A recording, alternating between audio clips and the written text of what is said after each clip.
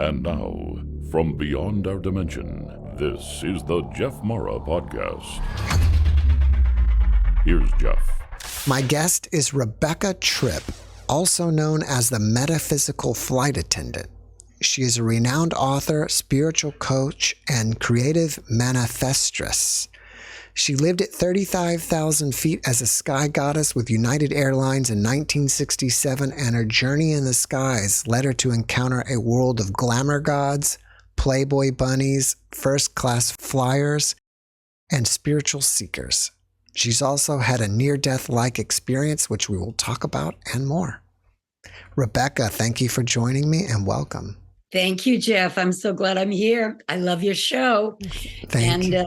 It's one of my favorite YouTube channels. Thank you so much, Rebecca. So should we start with your near-death-like experience, or do you feel like there's some backstory that you want to tell us first? Yes, I'd like to tell you a little bit about the backstory of why I became a stewardess. We were stewardesses back in the 60s, and why I was so motivated to do it. Because if I hadn't done that and stepped into the friendly skies, I wouldn't have met the people that I met that led me up to my spontaneous healing that I had in my mid-20s. But it happened when I was a teenager. I was about maybe 17. It was back in 1966. I was sitting on the coast of Massachusetts, looking out over the Atlantic Ocean toward Martha's Vineyard with my date. And, we just pulled over and we were looking out there and we saw these blinking lights off near Martha's Vineyard that came closer and closer and closer. And as they got closer, we could see that each one was a saucer with a dome on top. And there were three of them flying together in like a V-shaped formation. They were doing the classic UFO things, right angle turns, making no noise. And they came right up to the shore. So we got out of the car and they were hovering over our heads. And other people around got out of their cars too. And it kind of it was really like a very awe-inspiring experience for me. I wasn't afraid.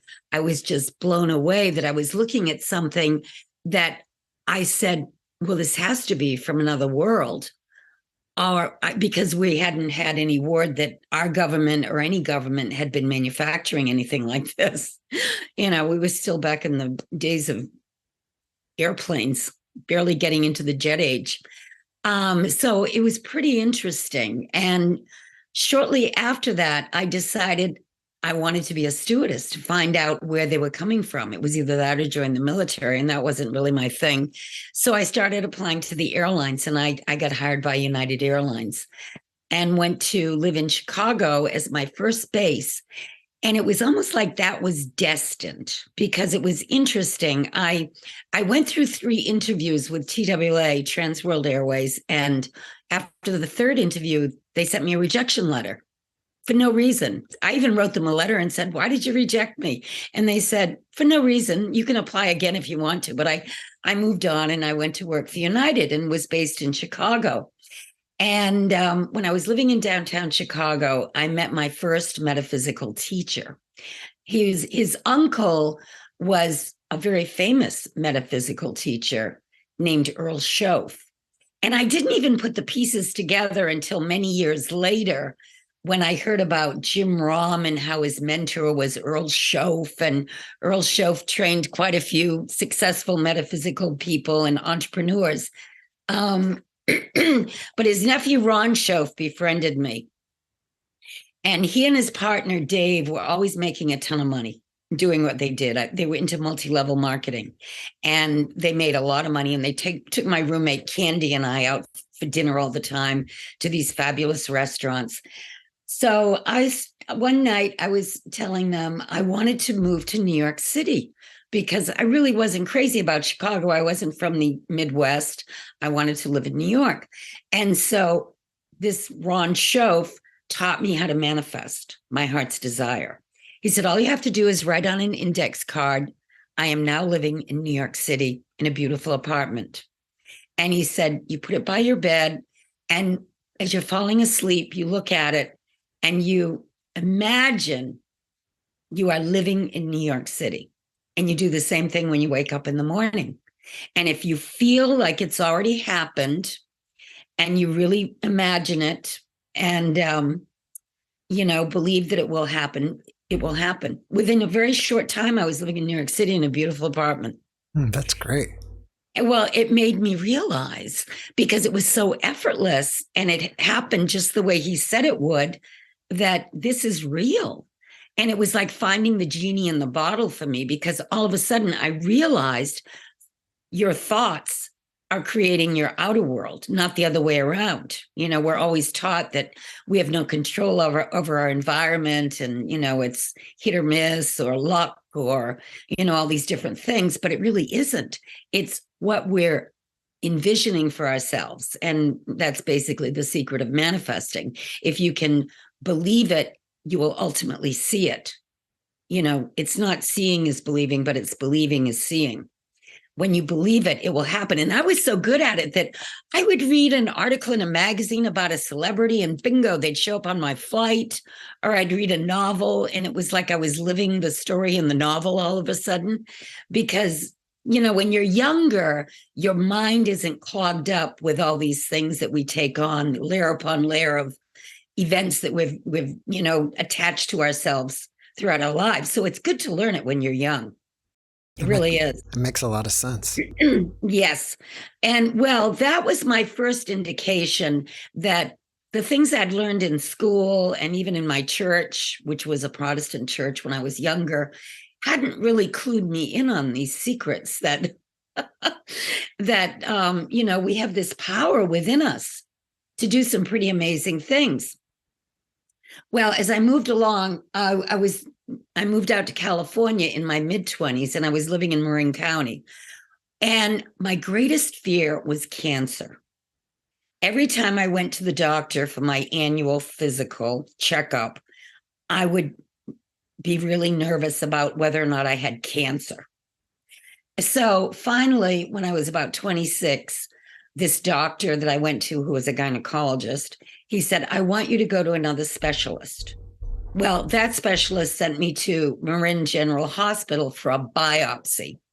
And I had a biopsy, and then I got a phone call from my doctor, and he said, you have early cancer. We want you to go to Marin General Hospital next week and have a hysterectomy.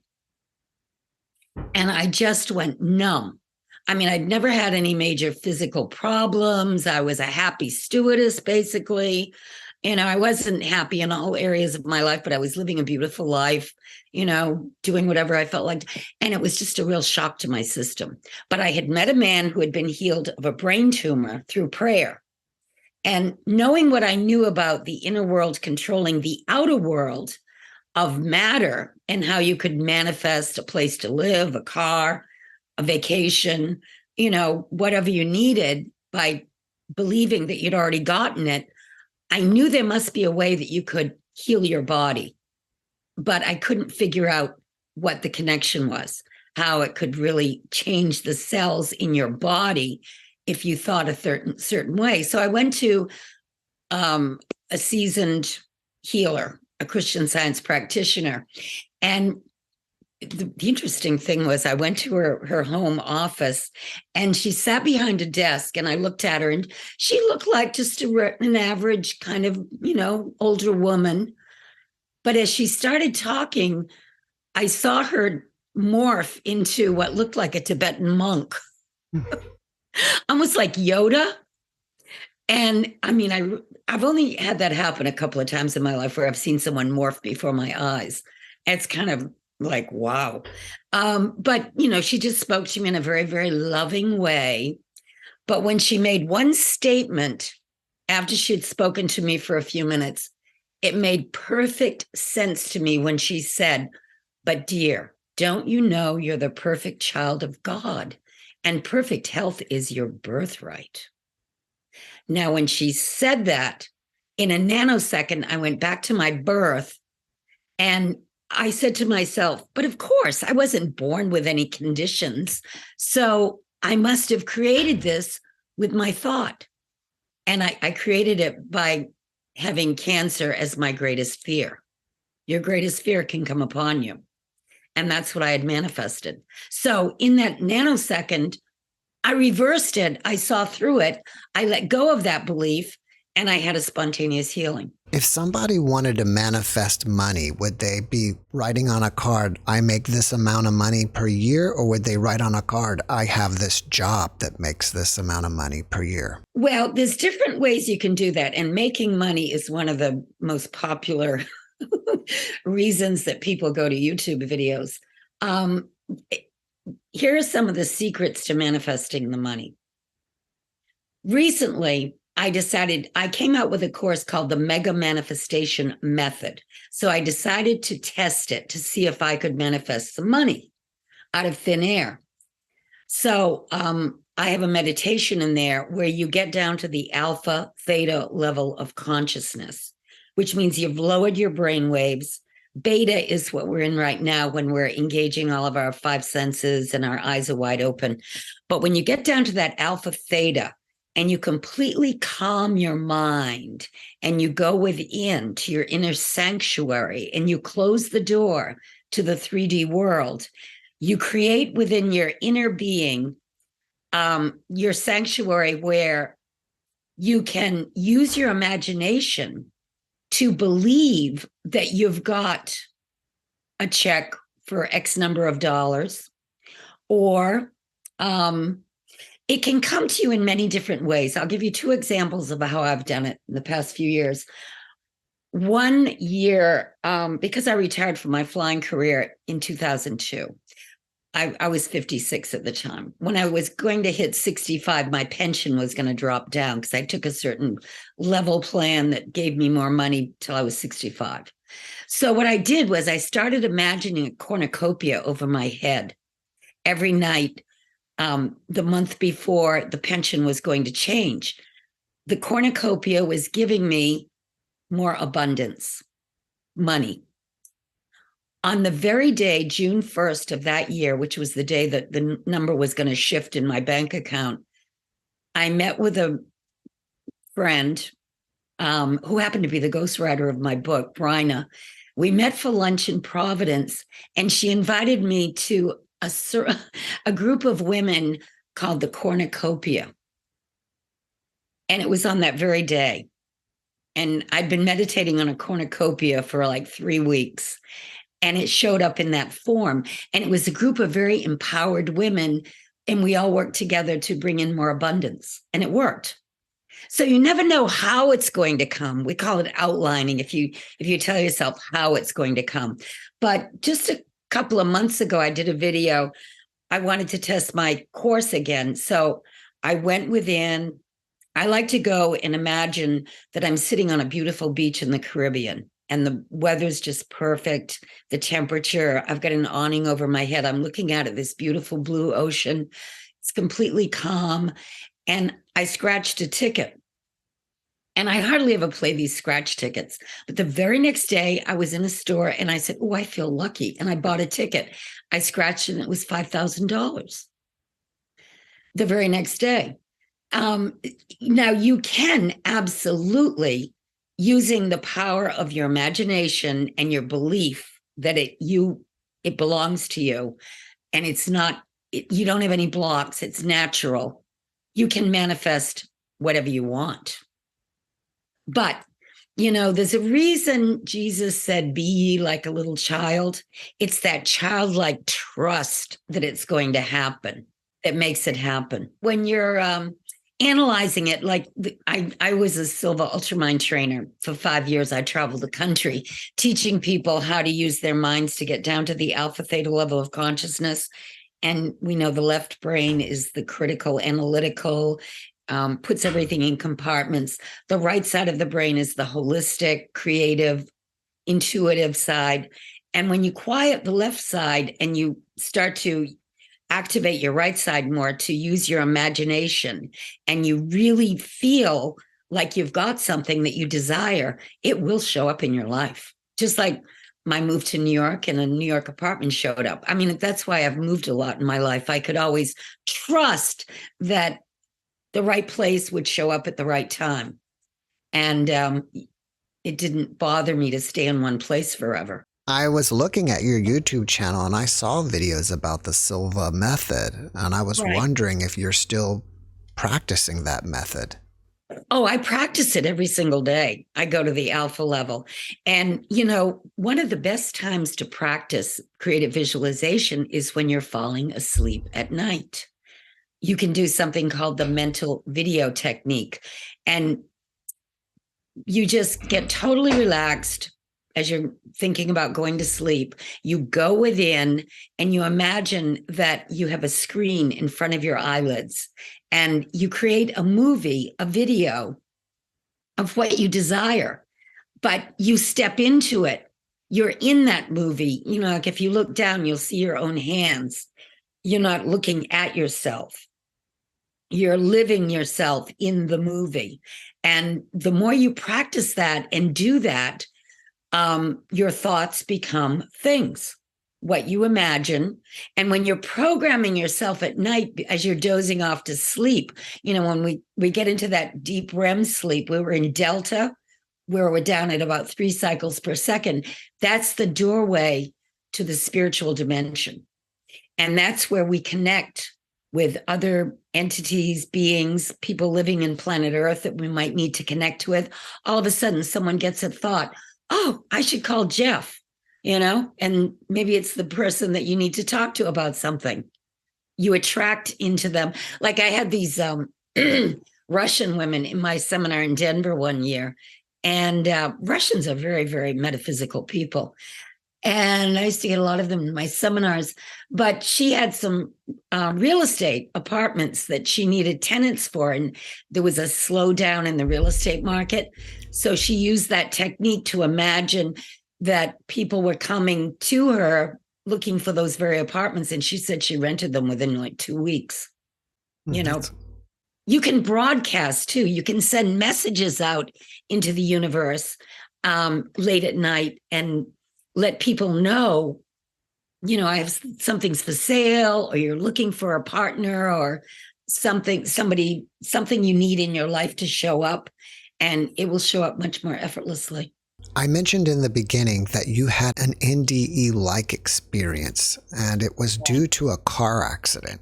Can you tell us about that? Yes, that was very interesting. One day I was just driving along a windy road, and it was kind of, had been raining.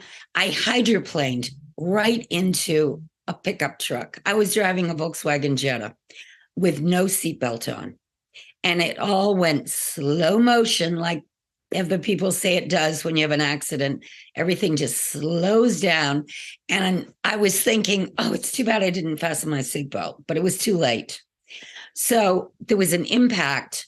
I went forward. I hit my head on the windshield right here, and I cracked the windshield. There was a hole, not a hole, but it was all cracked about that much. And this blood dripped right down to the top of my eyebrow, and it didn't go any further. I broke the steering wheel with my chest. It collapsed under me. The engine dropped down. I had a coin purse in my car that had a metal rim around it, and then it was kind of leather, but the outside of it was metal. That was bent. Everything in the car was bent. I had to just sit there and wait for the policeman to come. I was, I couldn't really get up and walk around, but I never went unconscious. But as it happened, I clearly saw that whatever I was supposed to do while I was here wasn't done. So it wasn't like I was ready to check out and I was going to stay here. But I was taken to the hospital in an ambulance because it looked pretty bad. But they x-rayed me from head to toe. And the doctor came in and looked in my eyes when I was lying in the emergency room. And he said, "You didn't even crack a bone." And I know he had heard the condition of the car because the policeman came in and gave me a ticket. But I walked away basically. And I didn't really think that much of it, but I did keep my thought in that higher realm where there are no accidents. because I had learned at this point from studying metaphysics that this is really a waking dream that we're living in. And if we want to buy into accidents, diseases, bad things, and we go there, we can make them happen big time. But if we want to turn our thought away from that and focus on no accidents, no disease, being happy, being, productive, living our purpose, life becomes more flow. And you don't have to deal. It's not that we're not going to be tested. I think, now, let me tell you one more story about that accident and the spontaneous healing. When I was first started flying, I discovered yoga. And I remember thinking to myself, this is the fountain of youth.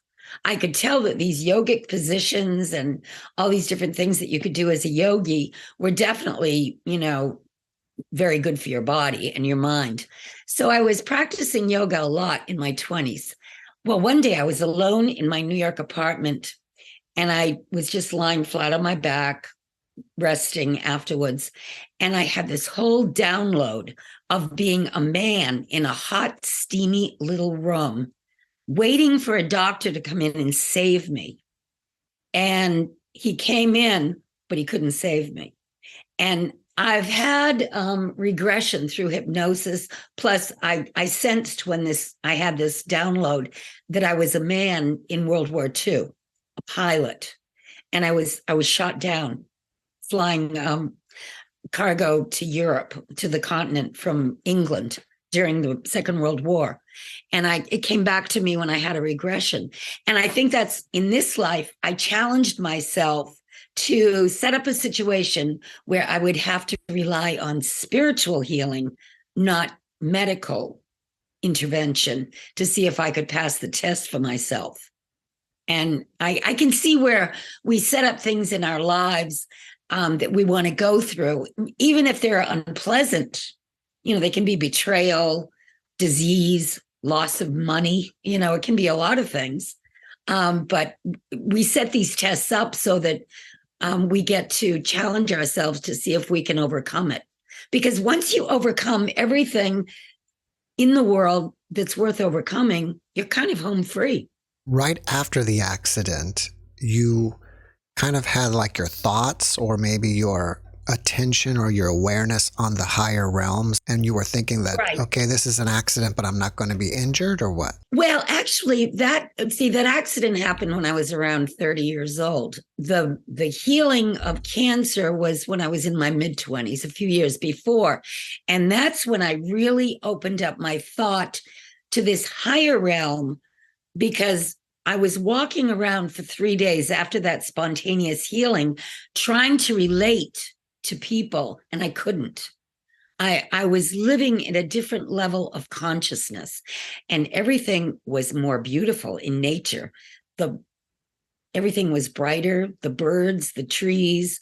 It was absolutely incredible. It was like a light had gone on, and it made me realize the thing, we're working with these filters, our beliefs and our personalities allow us to see things through our own perception. But when you get rid of those filters, like Jesus said, the kingdom of heaven is within. You just don't have ears to hear or eyes to see until you shock yourself into it somehow, and you can have that shifting consciousness. But, unless everybody around you is living at that level of consciousness, it's not that easy to function.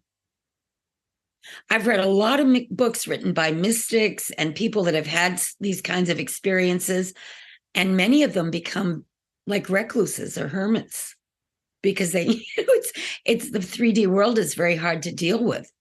But, if you find your purpose, you can always offer something to the world. That's why I wrote a book and I gave seminars, and, I try to help people how to use their God-given abilities to manifest, heal themselves, and do all these things, because we're all capable of it.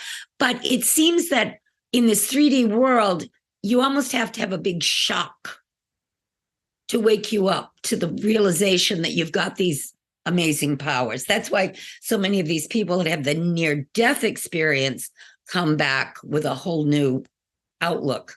But you can do it without dying, but you might have to give yourself a big shock.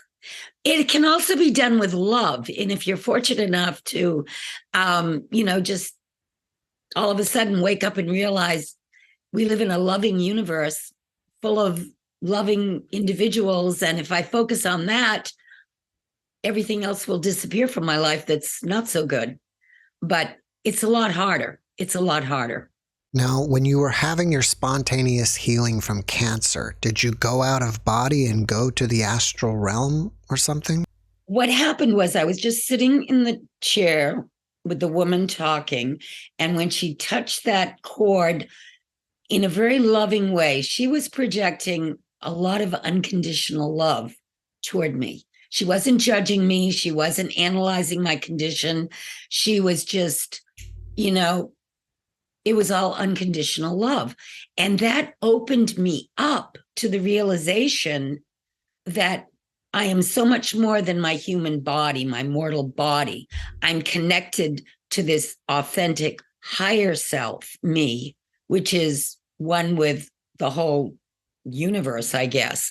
But I literally felt this presence or energy all around me that opened up some people have said, well, you opened up your crown chakra, and you went into the higher realm.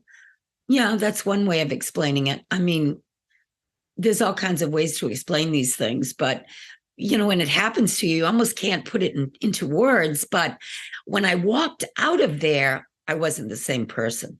My personality changed. Another interesting thing, like before that healing, I had a moral compass to a certain extent, but I could very much see more clearly that things that I had accepted as being okay really weren't okay. And I mean, we look at the world and how crazy it can be sometimes, but you're dealing with a lot of asleep people who don't really have a moral compass yet because they haven't had a spiritual awakening. I'm sure ultimately we'll be living on a planet where the people that make decisions and run the show we'll look at them like, well, have they learned their spiritual lessons? Are they awake? Do they have a moral compass? That'll be more important than how much money do they have, or how many votes do they, you know what I mean? It'll just be a different thing because the 3D world and the higher realms are very different in how they operate. But I remember when I'd get on the airplane, sometimes I would know somebody's name without them telling me or their occupation. I became very psychic after this thing happened to me with the spontaneous healing. Very much more intuitive, psychic. I would take a deck of cards on a boring flight. In the back of the DC-8, there was a little lounge area, and I'd have a passenger take a card out of a deck of 52. And I could close my eyes and go to the alpha level and tell them what card they were looking at. And one man started crying one day because it freaked him out so badly. He thought I could read every thought in his head. Wow. So did you go back to the hospital and they looked at you and said you were normal and you didn't need the hysterectomy? No. 1 year later, I blew that doctor off. And 1 year later, I went and had an examination. And the doctor said to me, you're perfectly normal. Yeah. And that was that. I proved to myself. Now, the interesting thing was I have brown eyes, and I always had this little fleck in the iris of one of my eyes that you could see quite clearly. Passengers would say, oh, you've got a little fleck in your iris. And I go, yeah, I know. But when I had this spontaneous healing, that went away. It was like every cell in my body changed. It was very, very interesting. They call it being reborn. I mean, I never really called it that, but other things that happened after that, I felt like there was a waterfall flowing through my body shortly thereafter, like an inner baptism. I felt like there was a big knot over my head. And I looked up Gordian knot once, and yeah, it's symbolic of some kind of knot that you can have hanging over you. And it just started unwinding, and I started to see things more clearly, like what I was supposed to do and not do. And I had this inner peace, because once you realize that you've got the power to heal yourself, you've got the power to manifest if you need to, you don't have anxiety anymore. That's the best part. You mentioned about finding your purpose. Do you have any advice for people to be able to find out what their purpose is? Well, it's funny. I left my flying career a year after 9/11. And that was because I got a message from the higher powers telling me it's time to leave, because I was the number one purser in Boston with United Airlines. And, United was the second plane out of Boston to hit the tower. I had bid that flight, 175, because I was number one. I always got my first bid. But at the last minute, I had a conversation with someone. I went to the computer and I changed to a different flight.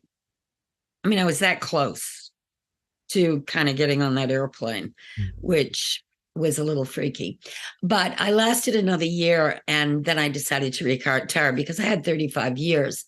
But it took me almost 2 years to find out what to do next, because I'd done a lot of things throughout my flying career. I'd owned a modeling agency in New York. I had 2 boutiques, one in Newport, one in my hometown. I tried being a financial planner, a realtor. I'd done all kinds of things, but none of that was interesting to me anymore. So finally, I surrendered. I said, I give up. I don't know what I'm supposed to do. I can't figure it out. The minute I surrendered, I bought a book in one of my favorite bookstores in Bristol, Rhode Island, called Be Here Now. She was having a big sale. So I grabbed all these books that I wouldn't have normally grabbed because they were all so cheap. I thought, well, I love to read. I might as well just get them. And one of them was the Silva Mind Control book by Jose Silva. And they just happened to be looking for trainers that very year. Like they just started reactivating it. So I got in touch with Alex Silva and became a trainer. But as soon as I read the book and I saw that they were looking for trainers, I said to myself, but of course, I love metaphysics. I want to do something along those lines. So that was what I did. Now, I have heard a male voice several times in my life. I've heard some of your people talk about hearing a voice. Mine is over to the left. It's a male voice. And the few times I've heard it, it has told me exactly what to do. And it was always true. And I don't know if that's my higher self or a spirit guide, but it gives me good direction. Can you tell us a little bit about what the Silva method is teaching? All right. Jose Silva did research for many, many years. He was from Laredo, Texas. He never went to school, but he was fascinated by parapsychology and consciousness. And he had 10 children. He wanted them to do well in school. And he began to understand that when they were relaxed and at that alpha level of consciousness, they could learn faster, quicker. And he had one daughter that he was doing lessons with one night, and she started giving him answers before he asked her the questions while they were going over the, school the next day. So he proved to himself that, yes, we're psychic and we have these abilities. And he also found out that when you get down to the alpha level of consciousness and theta, he was a TV and radio repairman. So he knew all about how televisions and radios worked. And he began to understand that our brains are like radio senders and receivers. And many of the modern day teachers and mystics are saying the same thing that Jose said back in the 60s. You can send messages, you can receive information from the higher realms of consciousness in any department you want to receive it from, if you know how. It's getting rid of the blocks. That's why you have to get down to the alpha theta level of consciousness, where you're more open to receiving and sending messages. When you're at beta, you're not as effective. That's why meditation is key.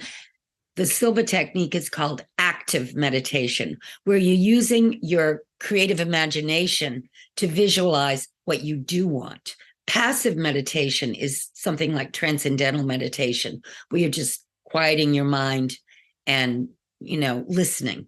But when you're using the Silva techniques, you're using your imagination to create movies, pictures, things that you desire to bring into your experience, and you're feeling like you're living it. You've already gotten it. And once you do that, it's much easier for it to just show up in your experience here in the 3D world.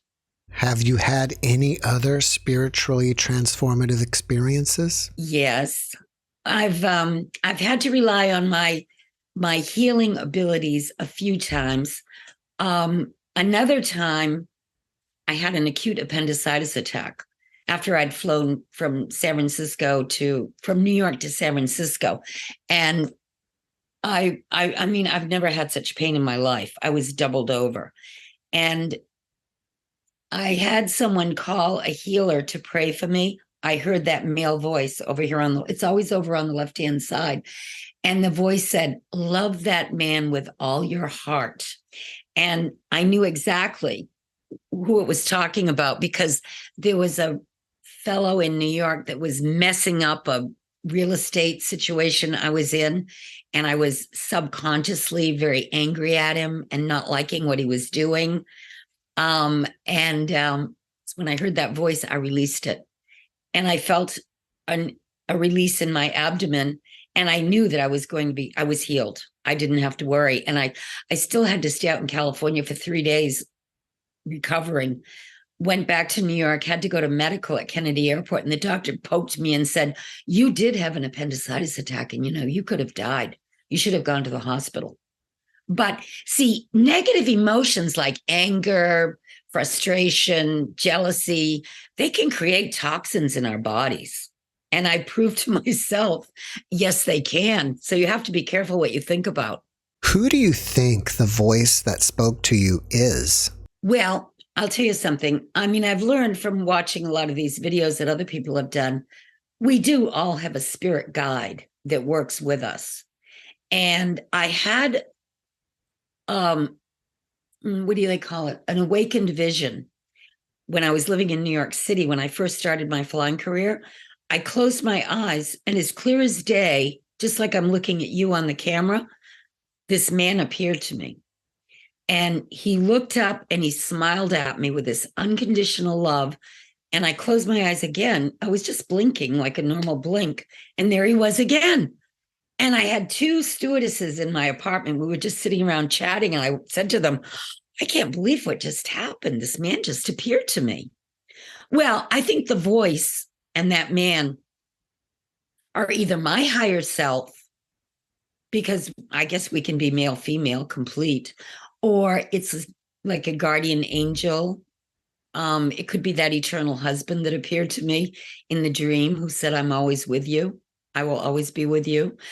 I don't know. That's the mystery, is people hear these voices, and sometimes they're male, sometimes they're female. Mine is always a male. And it'll come through when, like one time it said to me, you're leaving New York by the end of March. Bingo.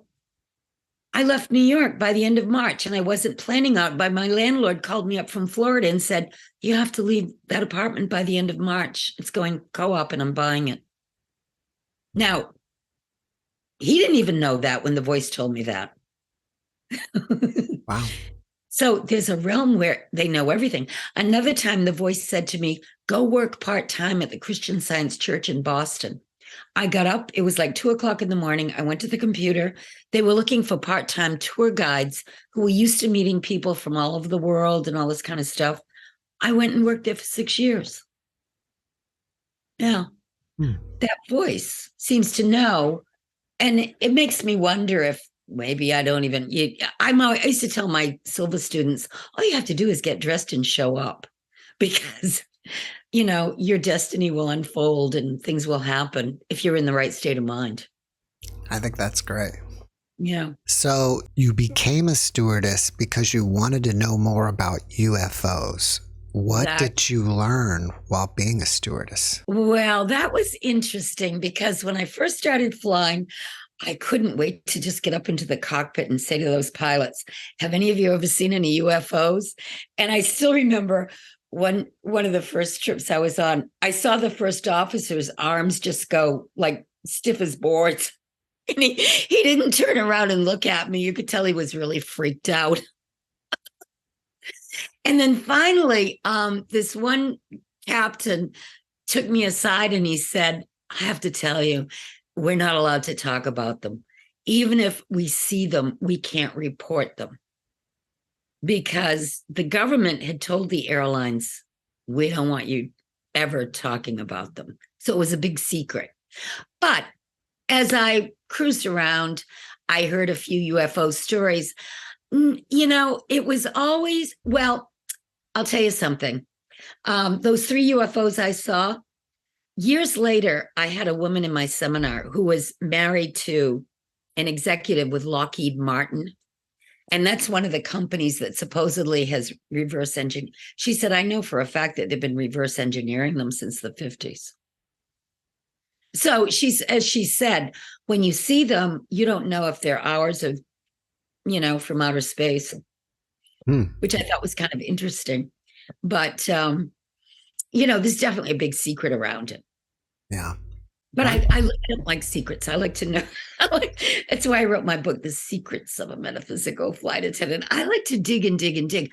And if I had a passenger on like that was FBI, NSA, a CEO of a big company, I would do my best to pick their brains and find out what was going on.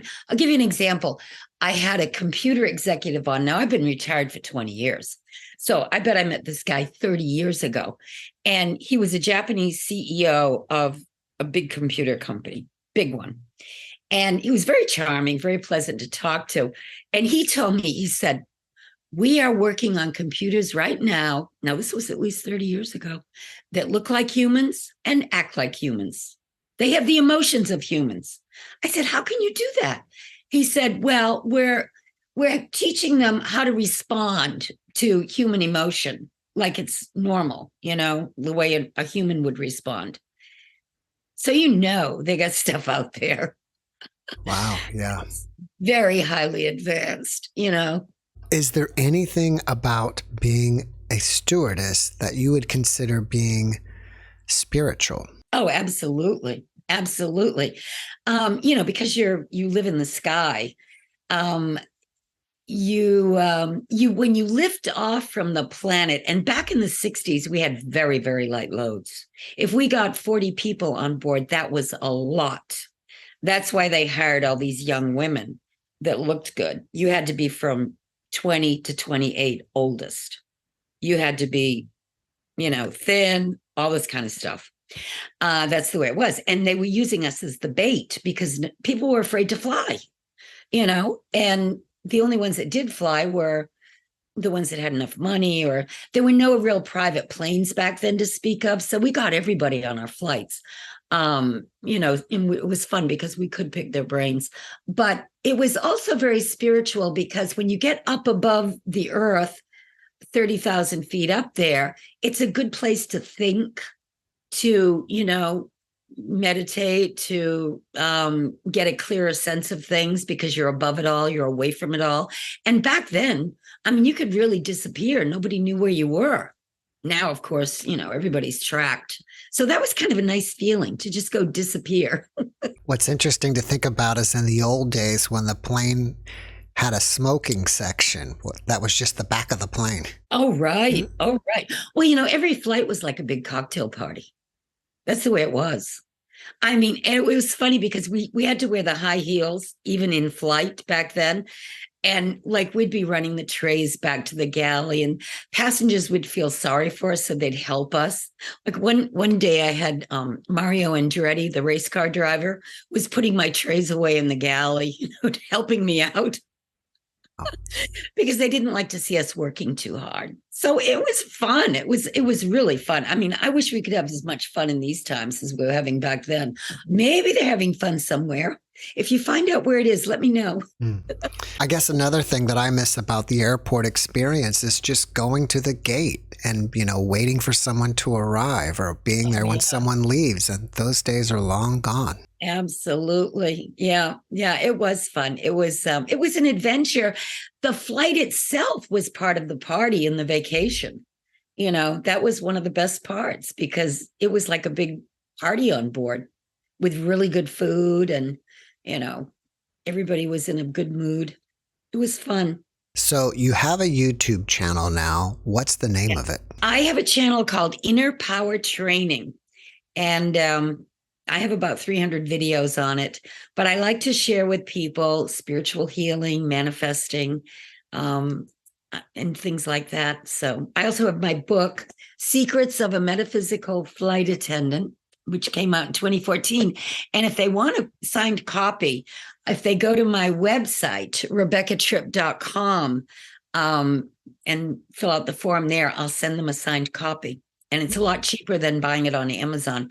It makes a great gift too. It's got a lot of juicy little airline stories in it, but it's also a kind of a spiritually transformative book. If people want to reach out to you and ask you questions, where should they do that? Oh, absolutely. If they go to my website, RebeccaTripp.com, they'll find my email address and they can absolutely reach out. Yeah, it'd be great. Rebecca, before we finish up, can you leave us with one last positive message? The thing that I learned too from my spiritual adventures, one of the ones that I had, I actually felt this amazing energy pumping out of my heart chakra one time when I was working on another healing. And it was so powerful. At the same time it was happening, I had this amazing insight. It's so simple, we overlook it. God is within us. We are the children of God. We have these amazing powers. We can solve any problem we need to solve once we go within. And the simplicity of it is what keeps us from almost noticing it. And at the same moment, I realized I don't need to go to all these bookstores and wait for the book to drop on my head. All the wisdom is within. And once you get that, you're kind of like home free. Rebecca, thank you for that message, and thank you for being my guest. Well, thank you, Jeff. I really enjoyed it. It was great. Me too. Thanks for watching the JeffMara podcast. I really appreciate you. Another way to show support is through YouTube memberships. And if you do, there are loyalty badges and other perks depending on your level of membership. All you need to do is click the join button underneath the video to find out more. Thank you for your support.